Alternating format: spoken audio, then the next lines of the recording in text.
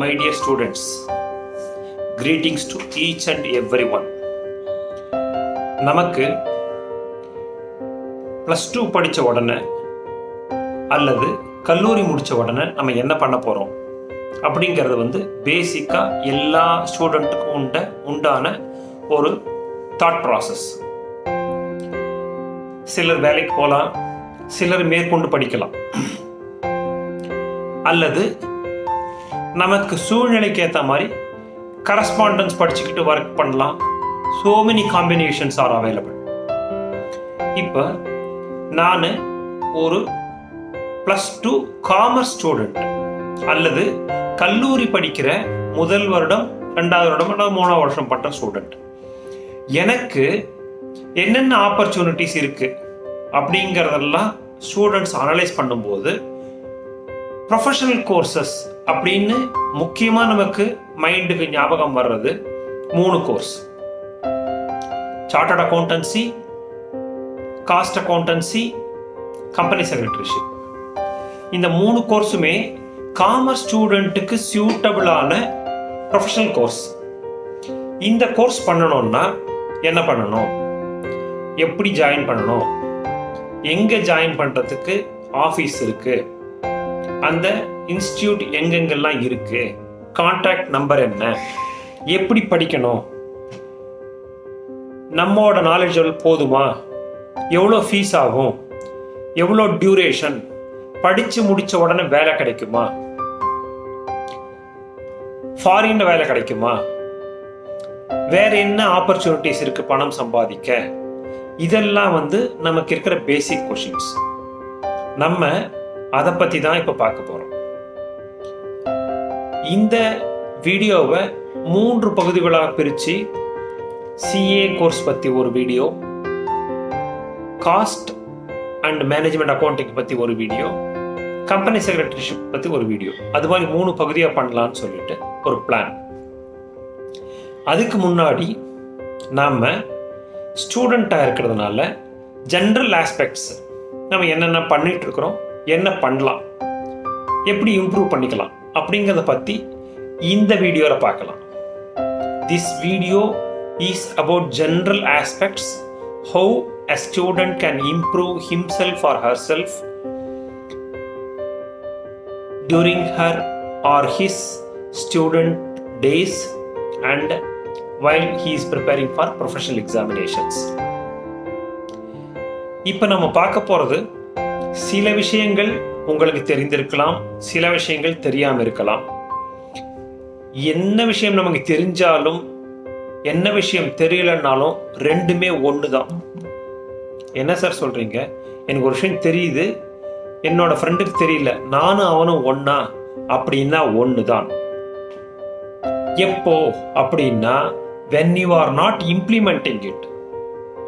நீங்க இம்ப்ளிமெண்ட் பண்றீங்க, உங்களுக்கு ஒரு ஐடியா தெரியுது, உங்களுக்கு ஒரு பிளான் இருக்கு, உங்களுக்கு ஒரு ட்ரீம் இருக்கு, ஆனா நீங்க அதை இம்ப்ளிமெண்ட் பண்ணல. பிளான் லெவல்லே வச்சிருந்தீங்கன்னா பிளான் இருக்கிறவங்களும் பிளான் இல்லாதவங்களும் equal. So the crucial point is we have to put that plan into action. We have to put that plan into action. Otherwise பேப்பரில் இருக்கிற புக்கில் இருக்கிற நாலேஜ் தான் அது. இம்ப்ளிமெண்ட் பண்ணலன்னா ஒன்றும் பலன் இல்லை. டியர் ஸ்டூடெண்ட்ஸ், இந்த 10-15 நிமிடங்கள் உங்களை பயமுறுத்தவோ இல்லைன்னா உங்களுக்கு போர் அடிக்கவோ இல்லை. என்ன நடக்குது, எப்படி அதர் ஸ்டூடெண்ட்ஸ் ஆர் ப்ரிப்பேரிங், எப்படி other professional students, existing CA ஸ்டூடெண்ட்டோ ஐஐடி ஸ்டூடெண்ட்ஸ்லாம் எப்படி ப்ரிப்பேர் பண்ணுறாங்க அப்படிங்கிற ஒரு நாலேஜுக்காக தான் இந்த ஒரு 10-15 நிமிஷங்கள் நம்ம செலவு பண்ண போகிறோம். நம்ம பாடம் படிக்கிற மெத்தட் கொஞ்சம் இம்ப்ரூவ் பண்ணணும். எப்படி சார் இம்ப்ரூவ் பண்ணுறது, நேற்று வரைக்கும் எப்படியோ படிச்சீங்க, don't worry. From today onwards, now onwards நம்ம என்ன பண்ணணும்னா, நம்ம கிட்ட ஆல்ரெடி சிலபஸ் இருக்கு. இந்த முதல் வருஷம், 2வது வருஷம், 3வது வருஷத்துக்கு உண்டான சிலபஸ் ஆல்ரெடி நம்ம கிட்ட கொடுத்துட்டாங்க. அந்த சிலபஸில் நமக்கு என்ன போர்ஷன் இப்போ ரன்னிங்கில் ஆகிட்டு இருக்குது, என்ன போர்ஷன் கிளாஸ் நடத்துகிறாங்க நமக்கு தெரியும். அந்த போர்ஷனை நாளைக்கு என்ன கிளாஸோ அதை இன்னைக்கு ஒரு தடவை படிக்கணும். வெரி வெரி சிம்பிள் லாஜிக்ஸ் நம்ம ஃபாலோ பண்ணாதனால நமக்கு ஒன்றும் பெருசாக தெரியுது. நாளைக்கு என்ன பண்ண போகிறாங்களோ, நாளைக்கு என்ன சப்ஜெக்ட், அக்கௌண்ட்ஸில் பார்ட்னர்ஷிப் அக்கௌண்டிங் பண்ண போகிறாங்களா, கம்பெனி அக்கௌண்ட்ஸா, வாட் எவர், அதை இன்னைக்கு ஒரு கிளான்ஸ் பார்க்கணும் புத்தகத்தை எடுத்து. கிளாஸில் கூர்ந்து கவனிங்க, நோ டிஸ்ட்ராக்ஷன். அன்னைக்கு பள்ளியில் கல்லூரியில் பாடம் நடத்தின அன்னைக்கே வந்து அந்த பாடத்தை திருப்பி ரிவைஸ் பண்ணுங்க. இந்த 3 விஷயங்கள் நாம பண்ணி தான் ஆகணும். நம்ம இந்த 3 விஷயங்கள் பண்ணினால் உங்களுக்கே ஒரு சேஞ்ச் தெரியும். உங்களோட அண்டர்ஸ்டாண்டிங் கெப்பாசிட்டி மாறும். உங்களோட சப்ஜெக்டோட நாலேஜ் இன்னும் டீப் ஆகும். ஏன் அப்படின்னா, நீங்க முதல் நாள் படிக்கும்போது ஒண்ணுமே புரியாம இருக்கலாம், அல்லது கொஞ்சம் கொஞ்சம் தான் புரிஞ்சிருக்கலாம். Don't worry, but you should read it. ஒரு 10 பேஜ் படிச்சு வச்சிருங்க. அந்த 10 பேஜ் கிளாஸ் நடத்தும் போது நீங்க ஆசிரியர் சொல்ற கண்டென்ட்டுக்கும் நீங்க படிச்சதுக்கும் உண்டான லிங்கை யூ வில் ஃபீல். ஆசிரியர் சொல்லி கொடுக்கிற கண்டென்ட்டுக்கும் நீங்க நேத்து படிச்ச கண்டென்ட்டுக்கும் உண்டான லிங்கை வந்து உங்களுக்கு புரிய வரும். அன்னைக்கு வீட்டுக்கு போயிட்டு அன்னைக்கே அந்த சப்ஜெக்டை பார்த்து வச்சிருங்க. இது மாதிரி பண்ணீங்கன்னா உங்களுக்கு சப்ஜெக்ட் புரியும், ஒர்க் லோட் அக்யூமுலேட் ஆகாது. இது வந்து very very simple technique. So நீங்க 3 தடவை படிச்சிடுறீங்க ஒரு சப்ஜெக்டை. ஃபர்ஸ்ட் படிக்கும் போது ஃப்ரெஷ்ஷாக படிக்கிறீங்க, 2வது தடவை ஆசிரியர் சொல்லிக் கொடுக்கும் போதே ஒரு ரிவிஷன், 2வது அன்னைக்கு படிக்கும் போது 2வது ரிவிஷன், 2 தடவை ரிவைஸ் பண்ணியாச்சு, போதும். எப்போ விடுமுறை வருது, சண்டே ஒரு கிளான்ஸ் பார்த்துருங்க. உங்க புத்தகத்துல தெரியாத வார்த்தைகளை குறிச்சு வச்சுக்கணும். அதை தனியா ஒரு நோட்டு வாங்கி அதில் குறிச்சுக்கிட்டே வரணும். எப்போ நேரம் கிடைக்குதோ ஆசிரியர்கிட்ட ஹெசிடேட்டே பண்ணாம தயவு செய்து இது எனக்கு என்னன்னு சொல்லுங்க, புரியல மேடம், புரியல சார் அப்படின்னு சொல்லிட்டு கேட்டு தெரிஞ்சுக்கணும். இது வந்து வெரி வெரி இம்பார்ட்டன்ட். இப்ப நம்ம ஒலிம்பிக்ல ஓட போறோம், ஆர் நேஷனல் லெவல் ஸ்போர்ட்ஸ்ல ஓட போறோம் அப்படின்னா நம்ம ட்ரைனிங்கே எடுக்காம போவோமா? முடியாது. அங்க குவாலிஃபிகேஷன் ரவுண்ட்லயே நம்ம வந்து போக முடியாம போயிடும். அங்க வந்து ஜாம்பவான்கள்லாம் ஓட போறாங்க, நம்ம அதுக்கு ஏற்ற மாதிரி ஓடணும்னா நம்மளையும் நம்ம எக்யூப் பண்ணிக்கணும். அதனால இந்த மெத்தட் நம்ம ஃபாலோ பண்ணணும். அடுத்தது, நம்மளை நாம வந்து தாழ்மையாவோ இல்லை என்னால முடியாது அப்படின்னு நினைக்கவே நினைக்காதீங்க. நம்மளால முடியாத விஷயமே கிடையாது. மனசு வைத்தால், முயற்சி செய்தால், அதற்கு உண்டான விடாமுயற்சி, ஹார்ட் ஒர்க், இதெல்லாம் நம்ம இன்வெஸ்ட் பண்ணனா வெற்றி நிச்சயம். வெற்றி வராம போகவே போகாது. வெற்றி வர்ற வரைக்கும் விடாமுயற்சி வேண்டும். வெற்றி வரும் வரை விடாமுயற்சி வேண்டும். தடை கற்கள் வரும். நம்மளோட நாலேஜ் கம்மியா இருக்கலாம், ஆங்கிலம் தெரியல சார், புரிஞ்சுக்கிறதுக்கு லேட் ஆகுது, சாதாரண விஷயம் என் ஃப்ரெண்டு டக்குன்னு புரிஞ்சுக்கிறா, என்னால் புரிஞ்சிக்க முடியல, என்னோட ஹேண்ட் ரைட்டிங் மோசம், எவ்வளோ விஷயங்கள் இருக்கலாம் நமக்கு டிராபேக்னு சொல்லிட்டு நம்ம நினச்சிட்டு இருக்கோம். ஒவ்வொன்றுத்துக்கும் சொல்யூஷன் இருக்கு. ஒவ்வொன்றுத்துக்கும் அனலைஸ் பண்ணி நாம எதனால லேக் ஆயிருக்கோம், எப்படி இம்ப்ரூவ் பண்ணலான்றதை மட்டும்தான் பார்க்கணும். முடியாது, முடியல, தெரியல, எனக்கு நல்லாலாம் வரவே வராது, நான்லாம் படிக்க முடியுமா அப்படிலாம் நெகட்டிவாக சொல்லக்கூடாது. Always think positive, be positive, then you will come out with flying colors in this professional examination or whatever. ஸ்போர்ட்ஸ்ல இருந்தாலும் சரி, எஜுகேஷன்ல இருந்தாலும் சரி, டீச்சிங் லைன்ல போனாலும் சரி, எது பண்ணாலும் சரி, பி பாசிட்டிவ், எனர்ஜிட்டிக்கா இருங்க, நல்லா படிச்சுட்டு வரணும் அப்படிங்கிற பாசிட்டிவ் மைண்ட் மட்டும் என்னால் முடியும் அப்படின்ட்டு மட்டும் முடியும் நினைக்கிறது பாசிட்டிவ் திங்கிங். அதுக்கு பிளானிங், அப்புறம் எக்ஸிகியூஷன். இது 3த்தையும் நம்ம கம்பைண்டா ஒர்க் அவுட் பண்ணா நிச்சயமா பாஸ் பண்ணிடலாம். Time is very precious. Time வந்து நமக்கு, அதுவும் இந்த இளமை காலத்தில் டைம் வந்து மிக மிக மிக முக்கியமான ஒரு விஷயம். நிறைய பேர் ஃபேமிலியில் பணம் கஷ்டம் இருக்கலாம், அல்லது வசதி கம்மியாக இருக்கலாம், இல்லை கரண்ட் இல்லை, இல்லைன்னா இன்டர்நெட் இல்லை, இதெல்லாம் இருக்கலாம். ஆனால் எல்லாத்துக்கும் என்ன சொல்யூஷன் நம்ம தான் உட்காந்து யோசனை பண்ணி அதுக்கு சொல்யூஷன் கண்டுபிடிச்சிட்டு we have to proceed further. ஏன்னா நம்ம போக வேண்டியது மிக தூரம். பயணம் கடினமாக இருக்கலாம். கடினமான பயணம் பண்ண மாணவர்களுக்கு தான் மிகுந்த பெரிய பரிசு காத்திருக்கிறது. இங்கேயே உட்கார்ந்து இருக்கிறதுனா பரிசு கிடையாது. நல்லா ஓடுறது, நல்லா விளையாடுறது, ஃபஸ்ட்டு வர்ற மாணவர்களுக்கு தான் பரிசு கொடுக்குறாங்க. நாம் அதெல்லாம் முடியாது அப்படின்னு சொல்கிறது கிடையாது. எதுவுமே டிஸ்கரேஜ் பண்ணுறதுக்காக நம்ம சொல்லலை. எல்லாமே வந்து நம்ம பாசிட்டிவாக அப்ரோச் பண்ணணும். ஒரு மைண்டோட பவர் என்னன்னு சொல்லிட்டு ஒரு இன்சிடென்ட் சொல்கிறேன். 2011 உத்தரப்பிரதேஷ் பக்கத்தில் அம்பேத்கர் நகர் இருக்கு, உத்தரப்பிரதேஷ் ஸ்டேட்டில்.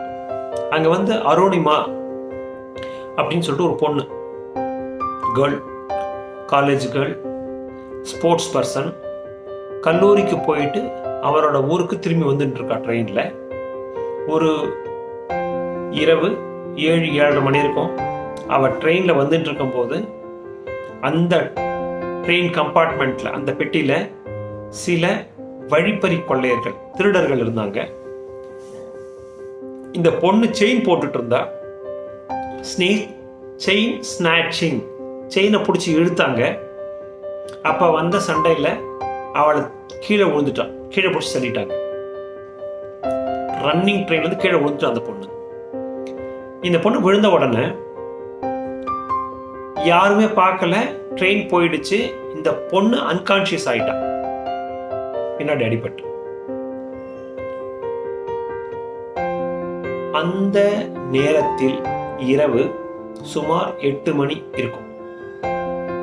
இந்த பொண்ணோட ஒரு கால் தண்டவாளத்து மேல இருந்ததுனால, இரவு இந்த பொண்ணுக்கு அடிபட்டு இருந்ததுனால, அந்த வழியா போன யாருமே இவளை பார்க்காததுனாலையும், அந்த வழியா போன யாருமே பார்க்காததுனாலையும், மறுநாள் காலையில ஒரு 8 மணிக்கு எல்லாரும் வேலை செய்ய வந்தாங்க அந்த வயல்ல. ஏதோ முனகல் சத்தம் கேட்டு வந்து பார்த்தாங்க. இந்த பொண்ணை பார்த்தா இந்த பொண்ணோட கால் மேல எலி கடிச்சிட்டு இருக்குது. என்ன ஆச்சுன்னா, அந்த தண்டவாளத்தின் மேல விழுந்த கால்ல 47 ட்ரெயின் போயிருக்கு. அன்னைக்கு ராத்திரி போன 47 ட்ரெயின் ஏறி இறங்கி போயிருக்கு. காலே துண்டாயிடுச்சு. அந்த துண்டான காலில், இவளோட காலில் எலி கடிச்ச வலியினால கான்சியஸ் வந்து இந்த பொண்ணு முனக ஆரம்பிச்ச உடனே அந்த சப்தத்தை கேட்டு அவங்கெல்லாம் வந்து இந்த பொண்ணை அழைச்சிட்டு போயிட்டு பக்கத்தில் ஹாஸ்பிட்டலில் கேட்டோன்னா அங்கே ட்ரீட்மெண்ட் பண்ண முடியாதுன்னு சொன்ன உடனே டெல்லிக்கு அழைச்சிட்டு போயிட்டு எய்ம்ஸ் ஹாஸ்பிட்டலுக்கு அழைச்சிட்டு போயிட்டு ட்ரீட்மெண்ட் பண்ண. இது நடந்தது 2011 மே மாதம். அந்த பொண்ணு அந்த சமயத்தில் ஒரு உறுதி எடுத்துக்கிட்டா மனசுல, நான் மவுண்ட் எவரெஸ்ட் ஏறுவேன் அப்படின்னு சொல்லிட்டு ஒரு உறுதி எடுத்துக்கிட்டேன். 2 வருடங்கள்ல அந்த பொண்ணு ஆர்டிபிஷியல் கால், முட்டி வரைக்கும் இல்லை, அங்க ஒரு ஆர்டிபிஷியல் காலை வச்சுக்கிட்டு, ஒரு காலில் இன்னொரு கால் இருக்கு. இந்த ஒரு இயற்கையா இருக்கிற கால், இன்னொன்று செயற்கை காலை வச்சுக்கிட்டு அவன் நினைச்ச அந்த 2வது வருஷத்துக்குள்ளர மவுண்ட் எவரெஸ்ட் ஏறிட்டான். அதுக்கப்புறம் நிறைய ட்ரக்கிங், இந்த மாதிரி நிறைய ஆஸ்திரேலியாவில், யூஎஸ்ல இருக்கிற மவுண்டன்ஸ் எல்லாம் ஏறி அச்சீவ் பண்ணியிருக்கான். இதுல இருந்து நமக்கு என்ன தெரியுது? when there is a will there is a way. நீங்க நினைச்சு அதுக்கு உண்டான வழியை கடைபிடிச்சீங்கன்னா எதையும் சாதிக்கலாம், எதையும் சாதிக்கலாம். இந்த பொண்ணு பேரு அருணிமா சின்ஹா. அருணிமா சின்ஹா நீங்க இன்டர்நெட்லயும் பார்க்கலாம், இந்த ஸ்டோரிஸ் இருக்கு. சரி, coming back to our point. இப்ப நாம என்னென்ன பண்ண வேண்டியிருக்கு இந்த மாதிரி கோர்ஸ் பண்றதுக்கு? ஜென்ரலாக ப்ரிப்பேர் பண்ணுறதுக்கு என்ன பண்ணலாம்? சப்ஜெக்ட் எப்படி படிக்கணும் ஆல்ரெடி நம்ம பார்த்துட்டோம். அடுத்தது யங் வயசாக இருக்கிறதுனால நீங்கள் அடிஷ்னல் ஸ்கில் வந்து கற்றுக்கோங்க. அடிஷ்னல் ஸ்கில்னா லாங்குவேஜ். முக்கியமாக நமக்கு லாங்குவேஜ் வெரி இம்பார்ட்டண்ட். ஆங்கிலம் ஓரளவுக்கு நல்ல நாலேஜ் இருக்கிறது மஸ்ட். ஆங்கிலம் தெரியணும், ஆங்கிலத்தை இம்ப்ரூவ் பண்ணணும் அப்படிங்கிறது ஃபர்ஸ்ட் மைண்டில் கொண்டு வாங்க. அடுத்தது அந்த ஆங்கிலத்துக்கு என்ன பண்ணணும்? புத்தகம் படிக்கும் போது எந்தெந்த வார்த்தைகள் எல்லாம் சந்தேகம் வருகிறதோ அந்த புஸ்தகத்து பக்கத்தில் உங்களோட ஒரு நோட் வச்சுக்கோங்க, ரஃப் நோட். அந்த இது பண்ணி தான் ஆகணும். அப்போதான் நமக்கு வந்து அடுத்த முறை அந்த புத்தகம் படிக்கும்போது சந்தேகம் வராமல் இருக்கிறதுக்கு. இப்போ ஒரு example, unless otherwise provided anywhere in the act it can be deemed as granted அப்படின்னு ஒரு சென்டென்ஸ் இருக்கு. அப்படின்னா நமக்கு எதுவுமே புரியல. அன்லெஸ்னா என்ன, அதர்வைஸ்னா என்ன, டீம்டுனா என்ன, ப்ரொவைடட்னா என்ன, ஆக்ட்னா என்ன, ஒன்றுமே புரியல அப்படின்னா பக்கத்தில் டிக்ஷனரி, உங்களோட ரஃப் நோட் புக், ஒரு வார்த்தையா ஒன் வேர்டா எழுதுங்க. அன்லெஸ், அதர்வைஸ், ப்ரொவைடட், எனிவேர் அப்படின்னு எழுதிட்டு எந்தெந்த வார்த்தைக்கு என்ன அர்த்தம் சொல்லிட்டு நம்மகிட்ட டிக்ஷனரி இருக்கு, அதில் மீனிங் பாருங்க. அந்த மீனிங்கை பக்கத்தில் எழுதிக்கோங்க. ஒரு தடவை எழுதினீங்கன்னா போறோம், அந்த மீனிங் உங்க மைண்ட்ல பதிஞ்சிடும். இது நாம சப்ஜெக்டை அண்டர்ஸ்டாண்ட் பண்ணிக்கிறதுக்கு முக்கியமாக வேணும். இப்ப இது மாதிரி நம்ம பண்ண ஆரம்பிச்ச உடனே நமக்கு ஆங்கிலமும் இம்ப்ரூவ் ஆகிடும், சப்ஜெக்டும் புரிய ஆரம்பிச்சிடும், எழுதுகிற பழக்கமும் வந்துடும், ஹேண்ட் ரைட்டிங் நல்லா வந்துடும். ஸோ நமக்கு இது வந்து பண்ணி தான் ஆக வேண்டும். ஒரு சின்ன சின்ன ஹேபிட்ஸ், ஆங்கிலம் படிக்கும்போது டிக்ஷனரி வச்சுக்கிறது, இல்லை ஒரு சப்ஜெக்ட் படிக்கிறோம், அந்த சப்ஜெக்ட் படிக்கும்போது நமக்கு போர் அடிக்குது, அப்போ புக்கை மூடி வச்சுட்டு ஃப்ரெண்டு கூட பேசுறது, அங்கே போய் சுற்றுறது அப்படி பண்ணாமல் சேஞ்ச் பண்ணுங்க சப்ஜெக்ட். அக்கௌண்டன்ஸ் படிக்கிறோம், கணக்கு போட்டு போட்டு போட்டு போர் அடிக்குது, அதை எடுத்து வச்சுட்டு கொஞ்சம் லா படிங்க. லா படித்து போர் அடிக்குதுன்னா you go to auditing. Auditing bore அடிக்குதுன்னா எக்கனாமிக்ஸ். ஆனால் நீங்கள் ஒரு சப்ஜெக்ட் போர் அடிக்குதுன்னு சொல்லிட்டு வெளியில் டிஸ்ட்ராக்ஷன் போகிறதுக்கு பதிலாக change of subject is refreshment அப்படிங்கிற மாதிரி போங்க. அதுதான் வந்து ப்ரொஃபஷனல் கோர்ஸ் பண்ணுறதுக்கு ரொம்ப முக்கியமான ஆட்டிடியூடு. அடுத்தது நம்ம செப்பரேட் நோட் புக் ஒரு சப்ஜெக்ட்டுக்கும் வச்சுக்கோங்க. அக்கௌண்டன்சிக்கு தனி நோட், ரஃப் நோட்டோ எப்படி இருந்தாலும் சரி, அந்த நோட்டில் அக்கௌண்டன்சி என்னென்னலாம் உங்களுக்கு வருதோ அதெல்லாம் நோட்ஸ் எடுத்துக்கிறது. கார்பரேட் லாக்கு ஒரு நோட், அந்த மாதிரி ஒரு சப்ஜெக்ட்டுக்கும் ஒரு நோட் புக் வச்சுக்கிட்டு யூ ஃபாலோ தட். அந்த சப்ஜெக்ட் படிக்கும்போது உங்களுக்கு ரிலேட்டட் புக்கு இந்த நோட்டும் கூட இருக்கணும். டவுட் வந்து அதில் குறிச்சிக்கணும். இது மாதிரி பண்ணிங்கன்னா உங்களோட சப்ஜெக்டோட அட்ராக்ஷன் வந்து ஜாஸ்தியாகும். உங்களுக்கு புக்கு எடுத்துகிட்டு போக வேணாம், வெளியில் போகும்போது இந்த நோட் எடுத்துகிட்டு போயிட்டு ஒரு ரெஃப்ரெஷ் பண்ணிடலாம். இந்த நோட்டில் ஹிண்ட்ஸ் மட்டும் இருந்தால் போதும். கம்ப்ளீட் பேராகிராஃபோ கம்ப்ளீட் லெசனோ ரீப்ரொடியூஸ் பண்ண வேண்டியதில்லை. இம்பார்ட்டன்ட் பாயிண்ட்ஸ் அதை மட்டும் அங்கே நோட் பண்ணிக்கிட்டு ஒரு தடவை ரெஃப்ரெஷ் பண்ணீங்கன்னா அந்த புஸ்தகம் படித்த இம்பாக்ட் இதில் வந்துடும். நெக்ஸ்ட் நம்ம செக்லிஸ்ட் அப்படின்னு ஒன்று சொல்றாங்க. செக்லிஸ்ட்னா என்னென்ன பண்ணணும் அப்படிங்கிறத ஒரு லிஸ்ட் பண்ணி வச்சுக்கணும். என்னென்ன இந்த பண்ணுறதுக்கு வேணும்னு சொல்லி லிஸ்ட் பண்ணி வச்சுக்கணும். அந்த லிஸ்ட் படி போகணும். அந்த செக்லிஸ்ட் ஒன்று ப்ரிப்பேர் பண்ணி வச்சுக்கோங்க. அது வந்து உங்களுக்கு லாங் டேர்ம்ல அந்த ஹேபிட் வந்து வளரும். அடுத்தது to do things to do அப்படின்னு ஒரு லிஸ்ட் போட்டுக்கோங்க. Every day you should have that. ஒரு நோட் புக் எடுத்து எழுதிக்கிட்டாலும் சரி, டைரி வச்சுக்கிட்டாலும் சரி, ஆனால் தனித்தனி ஸ்கிரிப்டில் எழுதிக்காதீங்க, உங்களுக்கு ஃபாலோ பண்ண முடியாது. ஒரு நோட் புக்கில் இன்னைக்கு date, things to do today 1 2 3 4 5 6 ஒரு 10 ஐட்டம். 10 ஐட்டம் எழுதிட்டு 10ம் பண்ண முடியுமா முடியாது அப்படின்னு இருந்ததுன்னா ப்ரியாரிட்டைஸ் தட். நீங்கள் எழுதும்போது ஒரு சீரீஸ் எழுதிட்டீங்க. Accounts second lesson to be completed, first item. Second item company law section 30 to 35 to be read. இது மாதிரி நீங்கள் ஒரு 5 ஐட்டம் எழுதியிருக்கீங்க. இன்னொரு 5 ஐட்டம் எழுதியிருக்கீங்க other items. Cleaning the cupboard, washing clothes, something. இதில் எது priority? You prioritise out of the 10. 7th one is a top priority, 1 போடுங்க. அப்புறம் 5th 2, 4th 3, 2nd 4. Stop. Checklist, things to do list ready பண்ணிட்டீங்க. அதில் 10 item எழுதிட்டீங்க. 10 ஐட்டம்ல prioritise பண்ணி 1, 2, 3, 4ன்னு சொல்லிட்டு prioritise பண்ணிட்டீங்க.